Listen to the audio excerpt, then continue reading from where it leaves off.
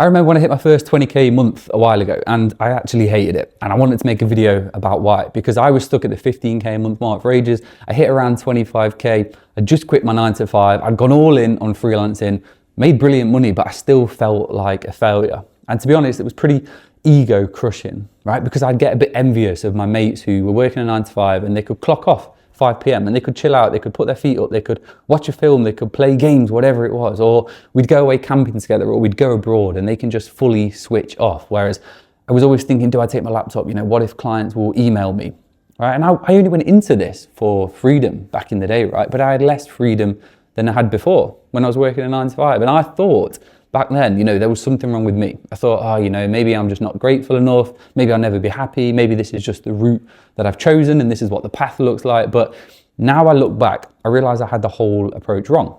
And I have this conversation with you guys quite a lot, and it's pretty common, right? So if you're in the same situation, it's not just you, right? This is part of the journey, right? But it's exactly why I went into mentoring, right? Because I still run my own agency. I also now mentor others to be able to get more from their own time. But there's a path in everyone's journey where you put in all the hours, you trade in time for money. The only way you can earn more is to work more.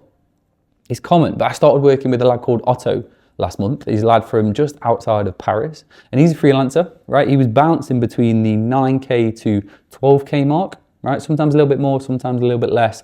Didn't really have a lot of predictability going on, but brilliant start. Right, you know, that's a lot of money in most countries, you know, great, right? Already ahead of probably most of the population, especially for his age. But he wasn't happy, right? He wasn't satisfied because he started a little bit like me, right? He'd quit his job, he'd got into freelancing, you know, he was doing really well, really skilled at what he does. And he didn't have a social media presence, you know, he didn't have a strong website or a funnel to bring everything together. He had a pretty strong hourly rate, but he was pretty capped with the amount of hours he had in the day. And so from the outside, you know, he could post a photo of a new car or a nice restaurant. Looks like he's absolutely nailed it. You know, living in really nice country, you know, brilliant income for that sort of country as well. But we had a call just last Monday.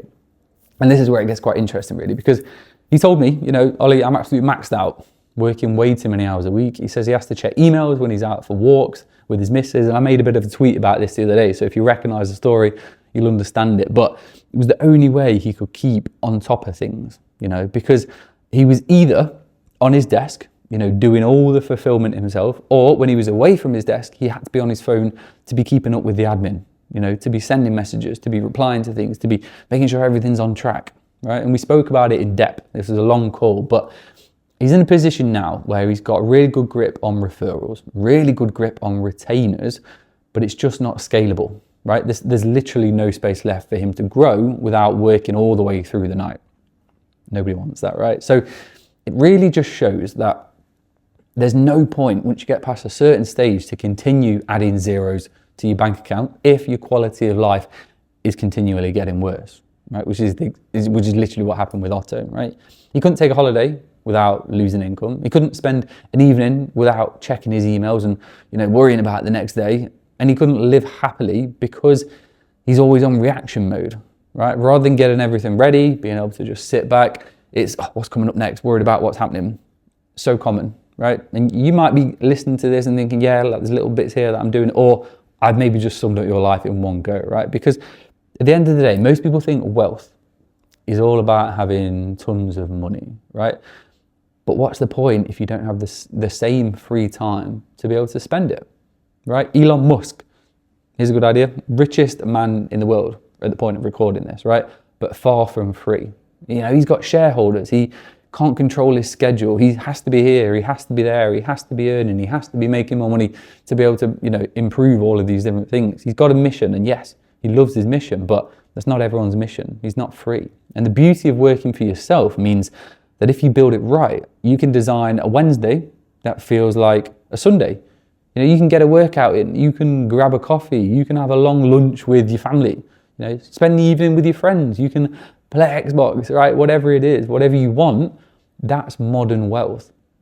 And it's a mountain to get there, right? Not a huge one, but it's a bit of a journey to be able to get to that. You know, you've built and grown from one mountain to get to freelancing, to get to where you are, but it's just this next mountain that you need to get to, right? And that breakthrough is all about building leverage. So it's about moving out the way of yourself, right? Because a lot of the times you are your own bottleneck. And I'm already working with Otto inside the dojo to help him delegate, which is first on the list. So then he gets more free time back. So then he needs to know where he should be spending that time to get a better ROI, right? Next week, we're going to be building him out a bit of a more predictable sales funnel, because right now everything's scattered, it's not clear. And then after that, we're going to plug in automations to repeat all the dull daily tasks that he's doing right now. And then give it a few days or a week, and he'll already have 20 hours a week back from his time. So he's got all this time back. And then once that's locked in, then it's full steam ahead, because then we can get creative with how we use those hours to get even more revenue and get him to where he wants to be.